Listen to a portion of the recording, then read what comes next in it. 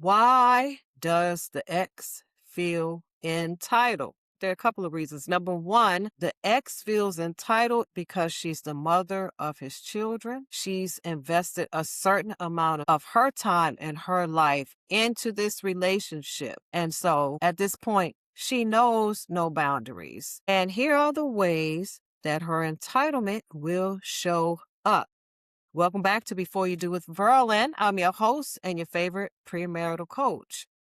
Because the ex and your man or your husband share children and they share history, this will almost automatically cause her to feel some kind of way. She feels she can do whatever she wants, whenever she wants, as it relates to your man. Again, because they share history, they share children. And so this attitude can show up in the following ways. All right. And here's what it looks like. Number one, not respecting schedules as relates to dropping off and picking up. Maybe she drops off too early. Maybe she drops off too late. You've agreed upon a time. All right. You want to pick the children up at 8 a.m. The husband shows up. The children aren't ready. All right. Maybe the agreement is she's going to drop them off, let's say Sunday at 6 o'clock. She shows up Sunday midnight, or she shows up Sunday at 2 o'clock, just violating all types of visitation. Okay. Not honoring her word and then making excuses about it. Well, I had to do this, or I had to go here, so I need to drop him off or drop them off early. All right. Those are entitlement. Well, hey, whatever. This is your child, your children. I need to do this, so I'm going to drop them off whenever I feel like it. What about dropping off or dropping by unannounced? There is a schedule again, and there are phones. Who does not have a cell phone during this time? So instead of saying, hey, you know what?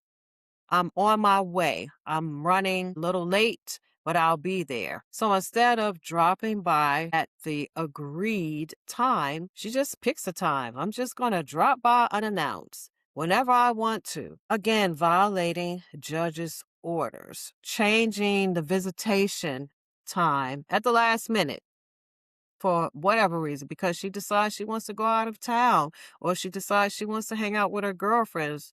Whatever the reason is, there's usually a visitation schedule. And I'm not saying that this is not flexible. What I am saying is that there should be a mutual and common respect in terms of flexibility. You just can't show up any old time for pickup or just show up any old time to drop off. And definitely you cannot drop by, or she should not be dropping by unannounced. Again, no boundaries. Just the feeling that I can do whatever I want, whatever I want. These are our children, and he should just suck it up. This is something that definitely is common. You have a schedule, so you and your husband make plans. It could be to go out of town. It could be to go to dinner, to a concert, and all of a sudden, she just drops by. "Oh, I have to go out of town. I have to work late. I have to do this." And now she's demanding that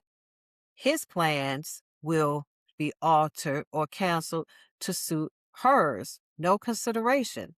All of the ways that she shows that she still flexes some form of control. And that's what it's about. Ultimately, all of these boundaries that are crossed, they are her way of saying, I still got control. I still have say so in his life. Why?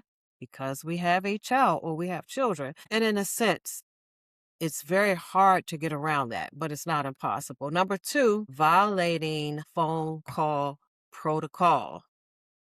This can be a headache, all right? And what do I mean? Example, she calls too much. She calls too late. She holds him on the phone without saying anything, staying on the phone just to argue. No real conversation, no real point. It's just about, again, flexing control. What is calling too much? Well, does the mother of any child need to call the father every single day, multiple times a day, whether it's 4, 5, or 6 times? Probably not. What it is a way to hang on. And she violates phone protocol. Calling too late. Unless there is an emergency, if she's calling at 10, 10:30, 11 o'clock, midnight, that's a problem. She is violating phone protocol unless it is an emergency. What's an emergency? Not necessarily that a child has a temperature or a fever, right? That's something that could be common. Or, oh my gosh, he's having a rough day. No. Something like the child is very sick. Maybe the child is really calling and longing for the dad and maybe having nightmares. Maybe, obviously, any type of accident or broken bone or something like that. But just calling to say, you know what? I just wanted to tell you that this happened at school today and it's 11 o'clock. Please. Oh, I just wanted to tell you that little Johnny tied his shoes up. No.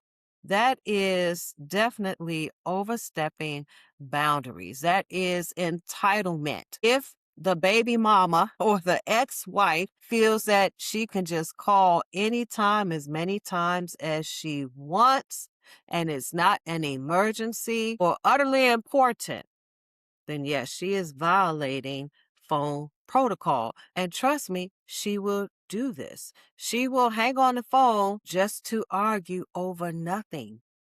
She will stay on the phone and basically have nothing to say. Again, it's just a matter of flexing control. Another way, she may get the child to call or get the children to call you back after your man gets off the phone. So let's say he's like, this conversation is pointless. We're not getting anywhere. All we do is argue.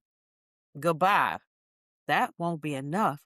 If the children are old enough, she will get them to call you on the phone. Why'd you hang up on mommy? Mommy was trying to say this. Yeah, it happens. They will get the children involved. Referring to that ex, yes, she calls and she prolongs the conversation, keeping him on the phone during work hours. All right. He's trying to make money. Maybe he has to pay child support, but she's trying to hem him up while he's in a meeting, over dinner, you name it, and she's calling just to keep the upper hand, just to show that she still has a way that she can fit into his life by using the children.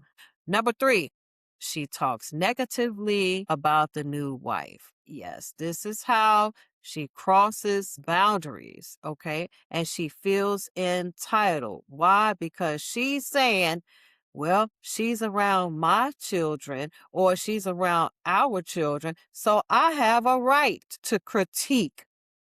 She's saying, I have a right to say what I want to say because she's around our children. So she talks negatively about the new wife to the children. She tries the same thing with your man.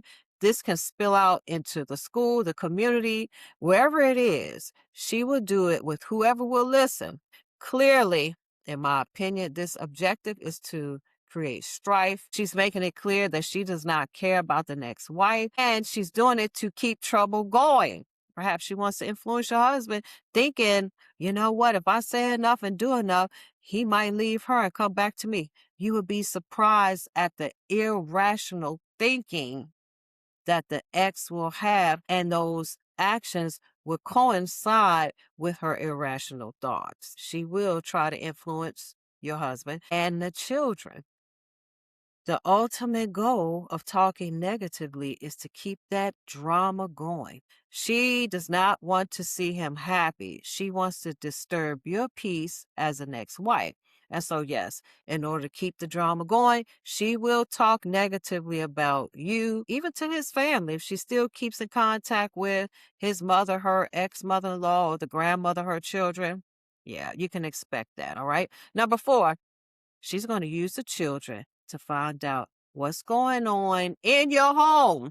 She will ask the children questions about what you're doing. And depending on the child or the children, they will report back to her everything she wants to know. Why? Their allegiance is to their mother. Okay? It is very clear most of the time, not always, but most of the time, children's allegiance goes more towards the mother than the father, especially if the father has remarried before the mother. And this is why boundaries have to be put in place with both the ex and the joint children. The ex knows this. She knows that the children are going to do whatever she wants, whatever they feels will make her happy, whatever it is that will pacify her, to stroke her ego, to make her feel better about the fact that he married you. And so, yeah, their allegiance will be to the mother and not necessarily to the dad. She's going to want to know about you, your habits, anything she thinks that would give her the upper hand, okay? And anything she thinks she can use in the future against you or your household, your household, and your children. And so just understand that that is a way that she will cross boundaries as she feels entitled. She feels that she gets to know who you are. And let me give this disclaimer. I understand that, because if somebody's going to be around your children, you want to make sure that they're decent people. That doesn't mean you have to know about them in terms of things that you're going to use against them. So I'm not talking about just throw your children over somewhere with somebody that you don't even know. The hopes are, if you have two mature women, that you can interact when you drop off and pick up. But I'm talking about a meddling, controlling ex who is oftentimes irrational and overly emotional. And that is a difference. If you are both mature and you can exchange pleasantries, and that lady can say, you know what, I see she's decent. Maybe you even have children. Then yes, that is the approach. You want the peaceful approach. You want the thing that says the children, or rather, we're working in the children's best interest. Again, we're not talking about that type of ex. We're talking about the meddling, controlling ex who does not want to honor boundaries and who feels entitled to do and be whatever it is she wants to do and be to you and your husband. And so, yes, you want to have a decent rapport. However, no one should be trying to nitpick information about what you're doing wrong in your house, anything that's negative to try to use in the future. And those are the things that I'm talking about. And I wanted to give clarity on that. Number 5, the ex makes unwarranted demands on time and money. Let's say your man, your husband, has already been put on child support. He's doing whatever he's supposed to be doing. He's being responsible. He's doing the right thing. He's doing the visitation. Maybe he has joint custody and there is no child support. It depends. Every situation is different. Most likely, when the children are in his care, he is spending money during those visits. I'm sure he's not going to say, oh my goodness, I see you need some new shoes. I'm going to give some money to your mother so she can get them. He's probably going to take them out and get shoes. He's getting them food. If it's a little girl, he may get her hair done. All of the things that a dad does, he's doing during these visits. He's taking care, or you're taking care. You're both taking care of these children. And so we're not talking about a deadbeat dad. We're talking about a man who's doing what he's supposed to do. He's present, and you know that because you're helping him along. But then she decides she needs extra money. Why? She wants more child support so she can buy over-the-top tennis shoes, expensive tennis shoes that a child does not have to have. She wants to get over-the-top devices that are not necessary. So she's demanding stuff or items that are not a necessity, not taking into consideration that you're paying child support, or your man is paying child support. He's paying for ice skating lessons. He's paying for ballet lessons. He's paying for football practice, all of these things. But she just feels like he has to have a particular brand of $300 shoes. He has to have a $1,500 phone. No, ma'am. The ex is basically making these unwarranted demands. She's doing it because of the children. She could be making demands that he buy her gifts for Mother's Day. This is a true story, and it's been a while. I had a friend, and she had a friend, and she was, I don't like this term, but she was a baby mama a few times with no marriage to this man. Okay, so eventually, after a few years and a few babies, he meets another woman. He throws caution to the wind, falls in love, and marries her within maybe 8 or 9 months. It was right under a year. Okay. Side note, ladies, men will do that. They will make you a baby mama and spend 4, 5, 6 years with you and not marry you. And the woman they really want or the woman of their dreams comes along and they will drop you like a bad habit and they will marry that woman right in your face after all the years you've invested, after all the babies. So that baby or those babies are not going to keep that man around. He might just be using you for a placeholder, which brings us to the point where we are now. So let's say you're that woman of your husband's dreams. He's got that baby mama. She got a few children. And now she's doing like my friend told me her friend was doing, which was saying to the baby's daddy, Mother's Day is coming up. And she made a list of demands. She wanted a limo. She wanted flowers. She wanted to be taken to lunch. She wanted to be taken to dinner. Like when I tell you a whole list that she was given to another woman's husband because she was the baby mama. And my friend was asking my opinion. First of all, it's not the new wife's fault, all right, that he just kind of made her a baby mama a bunch of times and didn't marry her. Of course, she doesn't see it that way. I told her that that was ludicrous, that that was insane, that she was out of her mind to think that she could make demands. Now, we're not talking about the children came to the father and said, look, we want to do this for mom for Mother's Day. We're broke. Can you help us out? Can you give us some money? Like, I get that. I would not oppose that in any way, especially if she's been a decent mother and the children are like, we want to do this for mommy.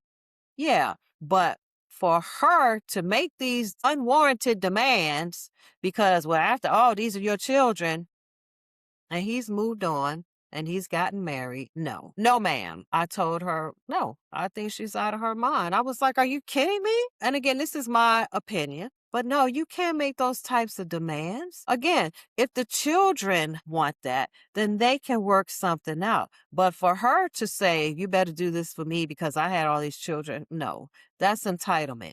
You had those children because you wanted to. But no, somebody else's husband, and I know that's a hard pill to swallow. And let me know what you think about this. I'd love to hear your opinion in the comments. But no, you can't make those types of demands, all right? Let me tell you, anything outside of that man's parental duties, no. Cut it. She wants to enjoy creature comforts on his dime. What she's doing is demanding that he still take care of her as if they were together. Again, entitlement. No bueno, okay? Not good. I need my brakes fixed. You need to go ahead and take your car and get your brakes fixed. But no, you can't demand him to fix your brakes, to wash your car, all the things that he did when they were together. Find your own plumber, all right? Now, if it's something, fire happens and they're all out in the street, and those are his children, of course he's going to put her up in a hotel. Of course he's going to do these things to show he cares because they are her children. I'm not talking about those things. I am talking about unwarranted demands because she wants to upgrade her life on his dime. All right. Number 6, not respecting your man's privacy. What does that look like? We all know, number 1, stalking him on social media. What is he doing? What are they doing? Where are they going? What's he spending his money on? She can also call up mutual friends, asking personal information. Are they going on vacation? Are they having a cookout? All these things about him that are not her business unless there's something that relates to the safety and well-being of the children. It is not her business. But she will go to family and hang around to try to find out where's he going to be next? What are they up to? Maybe even when is the wedding date? Anything to get in his business, all right? Snooping around his job. What's his pay now? Did he get a raise? What are his hours? All of these things showing that she feels entitled to know everything about his life. And of course, like we said earlier, asking about what's going on inside of his home or inside of your home. She may show up at church, at a fellowship, where you attend, she knows no boundaries. She may do, let's say, a drop off at a family cookout or gathering. And instead of just dropping them off and rolling out, she decides to get out the car and hang around just to see what's going on, to ask questions, to spy. All right. Anywhere she can be or anyone she can see, she's meddling, wanting to find out his business. Why? She feels entitled. She still just wants to know. She's still curious. She's still trying to hang on for dear life. Last one, number 7, off the record reach outs. You might be saying, what is an off the record reach out? This is those phone calls, those reaching out that has nothing to do with the children, nothing to do with their safety or well-being. These are the reach outs that say, I'm just calling to check on you. You good? I was thinking about you today. How's it going? The ex wanting to rehash old news or find closure to something that's been over for many, many moons. Sometimes that ex can be looking for a confidant to discuss her own personal life. Maybe she tries to say, I'm seeing somebody, allegedly. I just want your opinion, all right? What about those I miss you phone calls? Contacting him on social media to see if he'll take the bait. Sending him pictures of herself, sending pictures of herself and the children, sending pictures of herself, the children, and him. She's trying to tug on those heartstrings. Let's bring up some old memories of the way we were. Asking his advice about her job and whether or not she should take a different or a new position.